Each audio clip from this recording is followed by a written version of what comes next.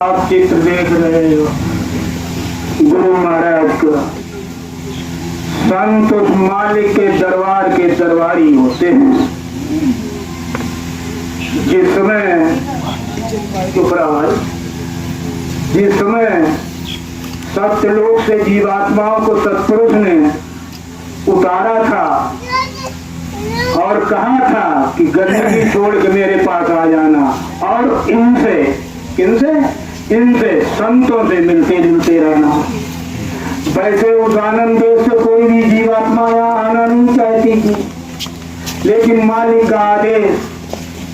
तो मालिक ने कहा, जिस समय हमें भेजा और कहा तुम्हारे साथ में हम संतों को भी भेजेंगे, ये गुप्त रहेंगे,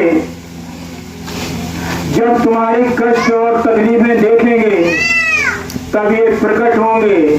समझा बुझा करके तुम्हें रास्ता देकर ये हमसे मिलवा देंगे। तो ये संत ही लोग उस मालिक के दरबार के दरबारी होते हैं। वैसे तो इस संसार में भगवान की कोई पूजा नहीं करता। इस संसार में, इस मानव सृष्टि में, इस मृत्युलोक में भगवान की कोई पूजा नहीं करता है, क्योंकि वो मालिक कभी इस मृत्युलोक में आया ही नहीं और न आएगा। वहां से प्रेरित सत्य संपन्न शक्तियां यहाँ भेजी जाती हैं, आती हैं इस धरती धरा पर, वे ही हमारा मार्गदर्शन करती हैं और उन्हीं सत्य संपन्न शक्तियों के ही मंदिर, मस्जिद और गुरुद्वारे बने हैं। अब बात आती है इस कलयुग में जो परम पिता परमेश्वर हमें किस उपाय से, किस विधि से प्राप्त हो सकता है। तो एक प्रमाणिक तथ्य है, इस कलयुग में योग से, यज्ञ से, मूर्ति पूजा से भगवान नहीं मिल सकता है। गोस्वामी दास जी ने रामचरितमानस में लिखा भी है कि कलियुग योग यज्ञ नहीं जाना, एक आधार नाम गुणगाना। कलियुग में नाम की भी महिमा है। अगर कलियुग में आप अपनी जीवात्मा का कल्याण चाहते हैं, मिलकर जाना चाहते हैं, तो आपको नाम की ही महिमा, नाम किसी संत महापुरुष की शरण में जाके उस मार्ग से जाने का रास्ता लेकर साधना करके तभी आप निष्ठाम पहुंच सकते हैं। और इस कलयुग में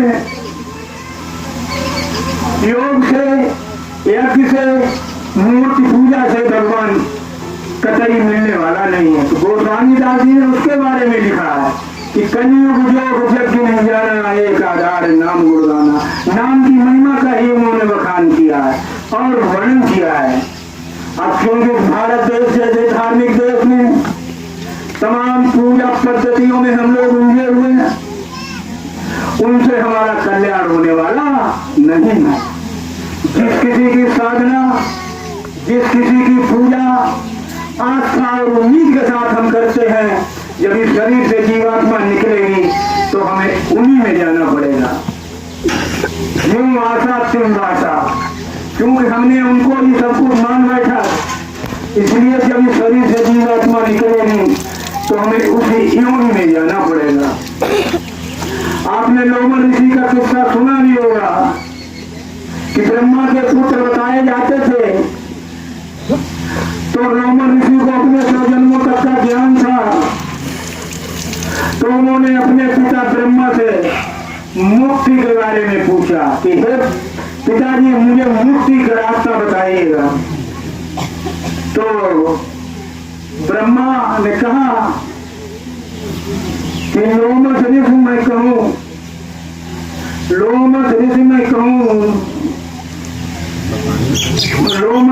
कहूँ बखानी इनका गंगा आदि मुक्ति की दाई। उन्होंने भी रोज तुम अगर गंगा नहाओ तो तुम्हें गंगा नहाने से मुक्ति मिल जाएगी। तो क्योंकि लोमस ऋषि को अपने पूर्व 100 जन्मों तक का ज्ञान था, तो उन्होंने कहा कि 100 वर्ष मैंने गंगा नहाया था जन्म मत्स्य का पाया। मैंने कहा, लोमस ऋषि ने कहा, हे पिताजी मैंने एक नहीं हजारों साल गंगा का स्नान किया, और जब इस शरीर से हमारी जीवात्मा निकली तो मुझे मछली की योनि में जाना पड़ा। अनेक जीव मारी मोई खाया, जैसे बहुत दुख पाया। हे पिताजी, छोटे बड़े जीवों ने मुझे काट के मार के खाया, तो फिर मुझे बहुत बड़ी पीड़ा हुई जिसका मैं वर्णन नहीं कर सकता हूँ।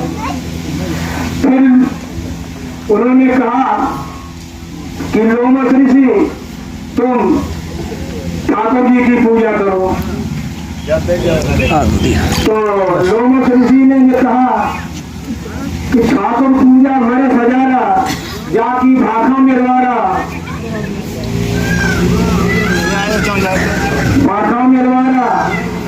और विधि से कीना तब पहान जो उसका लीना। लोमस ऋषि ने बताया कि मैंने ठाकुर जी की चंदा में बहुत विधान से पूजा की। उसके बाद जब शरीर हमारी जीवात्मा निकली तो मुझे पत्थर की योनि में जाना पड़ा। ठाकुर जी की पूजा से भी मेरी जीवात्मा का कल्याण नहीं हुआ। फिर उन्होंने कहा कि पीपल पूजा बरस हजारा, जाति भाखम निर्वारा, कान खलूरा देही पाई, बार भौमे भरमाई। मैंने पीपल के बहुत सूरे सफेद लाल लंगोटी मानी, लेकिन जीवात्मा निकली तो मेरी जीवात्मा का कल्याण नहीं हुआ और मुझे खान खजूरा की योनि में जाना पड़ा। इसी तरीके से तमाम तरीके की पूजाएं हमारे भारतवर्ष में हैं। तुम सबसे कल्याण इसके लिए होने वाला नहीं, और होने वाला है तो नाम की महिमा। और नाम का है नाम मिले संतना दीना, और कोई नाम नहीं जीना। नाम का खजाना जो है वो संतों के अधीन है। जब तक हम किसी संत सदगुरु की शरण में नहीं जाएंगे तब तक हमें उस भगवान से मिलने का रास्ता नहीं मिलेगा। आपने देखा सुना होगा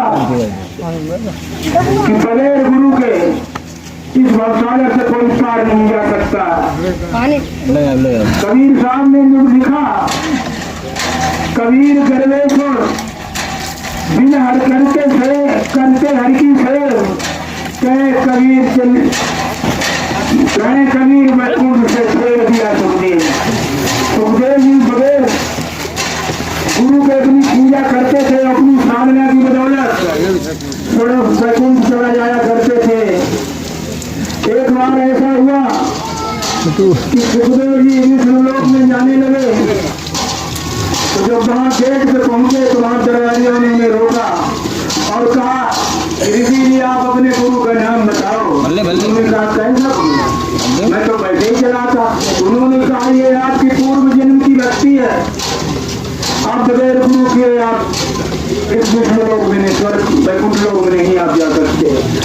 मतलब बात विष्णु भगवान तक पहुंची, तब तक भगवान विष्णु नहीं आ रहे, और उन्होंने पूछा तो उन्होंने कहा ईश्वर आप पहले गुरु बनाओ तो हमारे धाम आ सकते हैं। उन्होंने कहा महाराज मुझे इस मृत्यु लोक में मेरे समान तो कोई बुद्धिमान है नहीं, मैं किसे गुरु बनाऊं? कृपा करके आप ही मुझे बताइए कि मैं किसे गुरु बनाऊं। तो भगवान विष्णु ने कहा कि आप जाइए राजा जनक को गुरु बनाइए। सुखदेव जी आए मृतलोक में, राजा जनक को गुरु किया। तो बताते हैं कि राजा जनक गुरु किया, फिर की हरकी से चाहे कबीर वैकुंठ में चले गए सुखदेव। तब उनको स्वर्ग वैकुंठ में जाने का रास्ता दिया गया। बगैर गुरु के आप इस भवसागर से पार नहीं जा सकते। और सत्संग की तो महिमा ही बड़ी अपार है। एक बार व्यक्ति ने सुन रखा था कि 1 घंटा 2 घंटा सत्संग सुनने से लोग स्वर्ग और वैकुंठ चले जाया करते हैं। तो जैसे आज इस राज्य में सत्संग हो रहा, वो व्यक्ति निकला तो उसके कान में आवाज पड़ी, तो उसने सुन रखा था कि 1 घंटा या 2 घंटा भी सत्संग सुनने से व्यक्ति स्वर्ग और वैकुंठ चला जाया करते हैं। वो भी आया, सत्संग में बैठ गया, तो सत्संग तो नहीं सुने, वो ऊपर देखे कि शायद हमारे लिए कोई विमान स्वर्ग वैकुंठ 1-2 घंटा वो बैठा रहा, इसके बाद उठ के चल दिया। जब उसके चल दिया तो गाली देता जाए, जाकर ये सारे बेहुदे वाले बहुत झूठा होते हैं, ये बहुत झूठा होते हैं। हमसे कहा था कि 1-2 घंटा तो सत्संग सुन लेता है, वो स्वर्ग और वैकुंठ चला जाया करता है। तब तक उधर से नारद जी आ रहे थे। नारद जी ने पूछा, क्या भाई बड़ा नाराज क्यों गाली दे रहे हो? कि गाली का दे रहे कि बेहुदे वाले बहुत झूठा, ये जाता अगर 1-2 घंटा की सत्संग सुन लिया जाए तो आदमी तो व्यक्ति स्वर्ग और वैकुंठ चला जाता है। तो नारद जी ने कहा, भाई सत्संग की तो महिमा मैं भी नहीं बता पाऊंगा, चलो शंकर जी के पास चलते हैं। जब शंकर जी के पास पहुंचे और आने का कारण बताया कि ये व्यक्ति सत्संग की महिमा के बारे में जानना चाहता है, तो शंकर जी थोड़े से ध्यान मग्न हुए और उन्होंने कहा कि भाई सत्संग की महिमा के बारे में तो मैं भी नहीं बता पाऊंगा। तो कोई थे कि चलो ब्रह्मा जी के पास चलते हैं। ये तीनों लोग ब्रह्मा जी के पास पहुंचे और जब ब्रह्मा जी से सत्संग की महिमा के बारे में चर्चा की तो ब्रह्मा जी भी थोड़े खामोश हुए, चिंतित हुए। उन्होंने कहा कि भाई सत्संग की महिमा के बारे में तो मैं भी नहीं बता सकता। तो कोई फिर कि ऐसा करो, चलो भगवान विष्णु के पास चलते हैं। ये सब तीनों चारों लोग जब भगवान विष्णु के पास पहुंचे और पहुंचने पे भगवान विष्णु को बताया कि ये व्यक्ति सत्संग की महिमा के बारे में जानना चाहता है, तो इसने सुन रखा था कि जयदेव वाले कहते हैं कि 1-2 घंटा अगर सत्संग सुन लिया जाए तो व्यक्ति स्वर्ग और वैकुंठ चला जाता है। तो पूछा क्यों भाई? तो उस व्यक्ति ने कहा था, हमने 1-2 घंटे वहां सत्संग सुना, हमें क्यों चाय तक की नहीं पूछी, स्वर्ग वैकुंठ की तो बहुत बड़ी बात। तो भगवान विष्णु का घी ना हो पास बुलाया, अब आगे 2-3 जा पड़ गए, जाके तुझे सत्संग की महिमा के बारे में नहीं मालूम हुआ कि तेने सत्संग का नाम लिया और 1 घंटा सत्संग में बैठा, तो शंकर जी के शिवलोक में भी हो आया, ब्रह्मा के ब्रह्मलोक में भी हो आया और हमारे वैकुंठ धाम में भी आ गया। तो सत्संग की महिमा के बारे में भी अब उस आदमी के कान खुले, उसने की वाकई में सत्संग की महिमा बड़ी अपार। इसीलिए तो कहा गया कि 1 घड़ी आधी घड़ी आधी उमय पुनियाद, गोस्वामी संग साध की हर कोटि अपराध। 1 घड़ी 24 मिनट, आधी घड़ी 12 मिनट, पुनियाद 6 मिनट की मतलब घड़ी का सत्संग सुनने में जीव का कल्याण होता है, हो जाता है और वो अपनी जीवात्मा कल्याण करके निजगर पहुंच जाता है। इतनी बड़ी सत्संग की महिमा होती है। अब हम भगवान को तीरथ भरत में ढूंढ रहे हैं, तो कहीं आपको मिलने वाला नहीं मेरे सत्संगी प्रेमी भाई बहनों। लिखा भी है कि काशी मथुरा ढूंढ के गया अयोध्या धाम और चित्रकूट हरिद्वार में नहीं मिला भगवान। भगवान को ढूंढने के लिए सबरे तीरथ किए, लेकिन उसके मिलने की तो बात छोड़ो, उसके दर्शन भी नहीं हो पाए। सत्संग की महिमा, सत्य ज्ञान और मुक्ति का लगा रहे दरबार और जो भी आए द्वार पर उसका हो जावे उद्धार। सत्संग की इतनी बड़ी महिमा है। यहाँ सत्य और ज्ञान की ही बात बताई जाती है, सत्य इसका रास्ता दिया जाता है और यहाँ कोई चली फिरी झूठ बात नहीं कही जाती। इसीलिए क्योंकि संत महापुरुष बड़े ही दयालु होते हैं, तभी तो कहा गया है कि संत हृदय नवनी सम बहे प्रेम रसधार, और दुष्टों को भी मुक्ति के खुल जाते हैं द्वार। ये हम लोग अच्छे हते ही कम जो आए, हम अपनों इतिहास भाई आपको बताओ, तमाम पुराने लोग हमारे बारे में जानते हैं। क्योंकि इसी दरबार में मुझे मुक्ति मिली, इसी दरबार बोला ये मनुष्य शरीर क्यों मिला मुझे, ये मनुष्य शरीर कितना मतलब बेशकीमती है। तभी तो कहा गया है मानुष जन्म दुर्लभ है, मिले न बारंबार, जीव तरवर से पत्ता टूट गिरे हम लोग इस भंग भरोसे में बैठे हैं कि हमें दोबारा मनुष्य शरीर मिल जाएगा, कतई मिलने वाला नहीं है। जिस तरीके से इस पेड़ को पत्ता टूट के गिर जाए दोबारा क्या जुड़ जाएगा, नहीं जुड़ेगा। अब कम जब हमें पानी मिले तो नई किरनी भले दे जाती। इसलिए अगर जीवात्मा हमारी चली गई और उसे संत सदगुरु हमने रास्ता ले लिया और भजन कर लिया तो हमें दोबारा किरनी फूटी तो हमें इस मुक्ति जरूर मिल जाएगी शरीर से।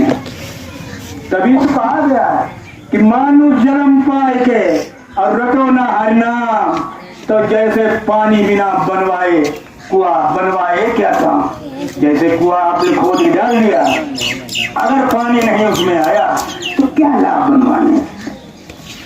अब मनुष्य शरीर हमें कितना बेशकीमती मिला और इसमें एक जीभ भी हमारा मुख्य अंग है।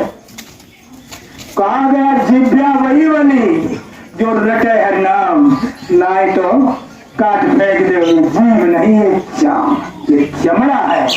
अगर इससे हमने इस प्रभु का रास्ता लेके भजन नहीं किया क्या फायदा इसी चीज तो पहले पूरे चलते थे चमड़ा मुझे रखा है। तो मेरे सत्संगी प्रेमी भाई बहनों, अब वो प्रभु हम इधर उधर मारे घूम रहे हैं।